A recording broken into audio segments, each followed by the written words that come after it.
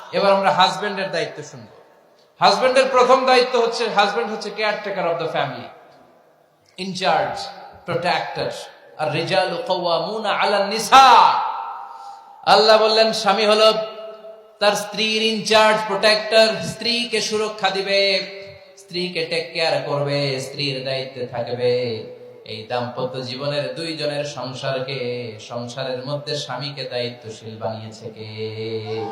পুরুষ দায়িত্বশীল। পুরুষ কখনো নারীর ক্ষতি করে না, সুপুরুষ নারীর ক্ষতি করে না, ঠিক কিনা? গোটা পুরুষ সমাজ নারী সমাজের সুরক্ষা দিবে। যেগুলো নারীকে একান্তে পেলে রেপ করে, যে ঢাকা বিশ্ববিদ্যালয়ে একটা রেপের ঘটনা ঘটছে না, যে এই বেয়াদবটা এই কাজ করেছে, এটা কি পুরুষ না কুপুরুষ?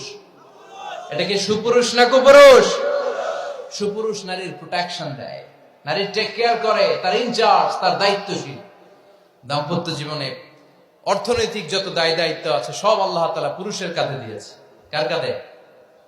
এই দাম্পত্য লাইফে নারীর কোন অর্থনৈতিক দায় দায়িত্ব নারীর কাঁধে আল্লাহ দেয় নাই।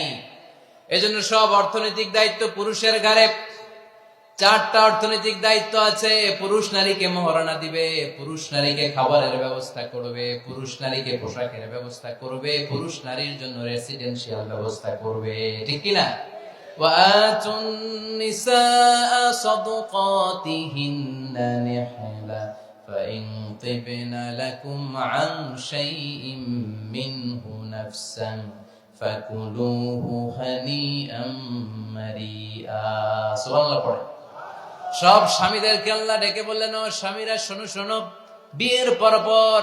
বিয়ের পর সাথে সাথে স্ত্রীর কাছে তুমি মোহরানা আদায় করে দাও। মোহর দেয়া নফল নাকি ফরজ?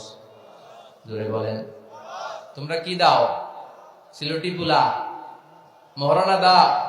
হ্যাঁ, মোহরানা দিতায় নাকি যৌতুক খাইতা? খিতা করতা? হ্যাঁ, কি দিব? মোহরানা দিব। মোহরানা দেয়াকে ফরজ করেছে কে?